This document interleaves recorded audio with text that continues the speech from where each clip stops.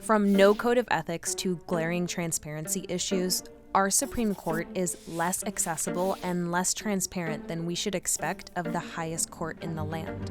So this is the case for a more accountable court.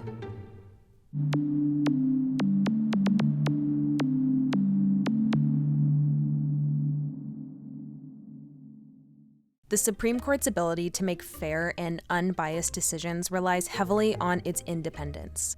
The justices should be able to make tough calls and not face retaliation for doing so.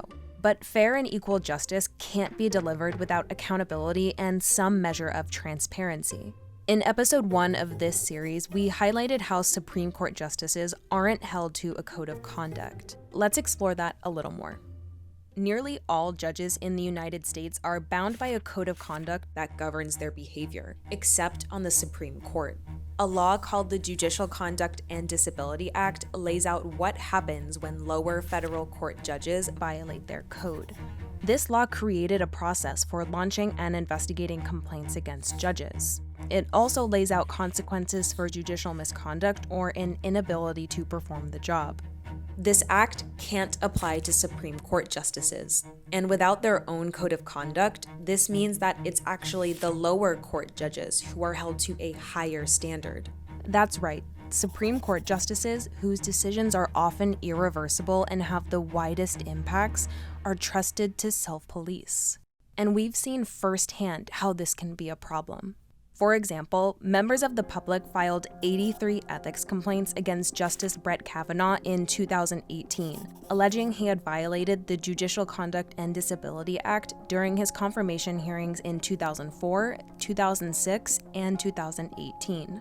So Chief Justice John Roberts referred the matter to the 10th Circuit Judicial Council to investigate the complaints. While the 10th Circuit Judicial Council found the allegations to be serious, they were ultimately dismissed. Why? Well, his elevation to the Supreme Court meant that Justice Kavanaugh is no longer a judge covered by the act. In fact, with no code of conduct for justices, a lot of otherwise questionable behavior gets a pass. 3 times in 2016, Justice Ruth Bader Ginsburg made negative comments about then presidential candidate Donald Trump. There is sort of an understood rule: you don't do this on the bench. And the political activism and conduct of the spouse of Justice Clarence Thomas has raised concerns for years now, as she has frequently engaged in lobbying of the White House and supporting partisan organizations that litigate before the court. And I think there are valid concerns here. This is a huge accountability problem. We should be able to trust that the court's decision-making is impartial. But that can be difficult when justices self-police their behavior, because it's allowing these justices to essentially be the judges in their own cases, particularly when it comes to recusal. Recusal is when a justice withdraws from a case due to a possible conflict of interest or lack of impartiality. For example, Justice Sotomayor recused herself when she had already heard arguments on a case as a judge for the Second Circuit Court of Appeals. But the rules on whether a justice needs to recuse from a case are unclear, and worst of all, it's up to the justice in question to make that call. That's what happened in 2015, when Justice Stephen Breyer heard arguments in a case despite his wife's ownership of stock in a company involved in the dispute. But perhaps the most well-known example of refusing to recuse was in 2004, when Justice Antonin Scalia and then Vice President Dick Cheney went on a hunting trip together.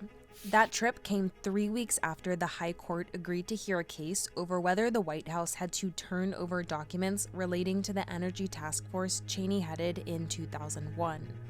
Questions concerning recusal are particularly challenging at the Supreme Court. After all, a justice's decision to recuse from a case could have lasting implications for the court, the law, and the country, because there's no way to replace a recused judge. However, Supreme Court justices need to withdraw from cases in which their judgment may be in question, particularly given the weight of their decisions.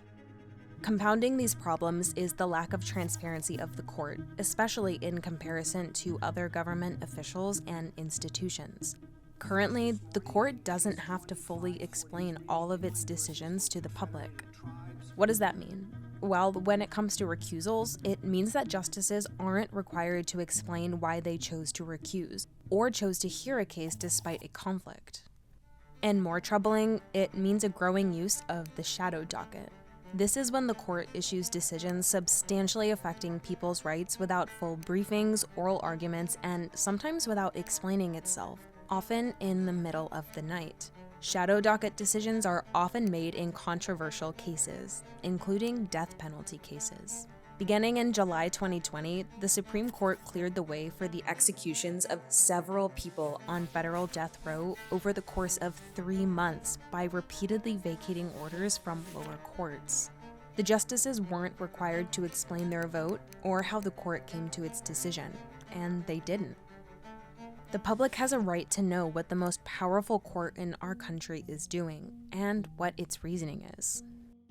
Many lower courts have already discovered that giving the public more insight into judicial proceedings reduces the sense that the courts are somehow separate from the public they serve. But this isn't the case at the Supreme Court. Public access to oral arguments is extremely limited. Cameras aren't allowed in the courtroom, which means that there are only 2 ways to access the court. You can travel all the way to DC for a chance to sit in a small courtroom, or wait until the end of the week for the audio recordings of oral arguments to be posted online, instead of live streaming or same-day access, which is available for most state Supreme Courts and even in some federal courts. The Supreme Court has long argued that televised coverage of their arguments would impair the court's functioning and reduce justices' arguments to misleading soundbites. But during the pandemic, the public was offered through telephone, live-streamed oral arguments for the first time in history. The vast public interest in these audio broadcasts confirms that the time has come for regular live access to the court's proceedings. Because as it stands, these non-transparent practices keep the public in the dark while decisions that affect our rights are being made. The least accountable institution, one that wields enormous power, has a responsibility to explain its decision-making. The court shouldn't be operating behind a veil of secrecy. The Supreme Court can do better, and the public deserves it. The case for greater transparency and accountability is clear. Thanks so much for watching our video on the case for a more accountable court. If you want to see more videos like this, make sure to subscribe to our YouTube channel and turn on notifications so that you'll be the first to know when we upload next. Thanks again for watching, and we can't wait to see you for future videos.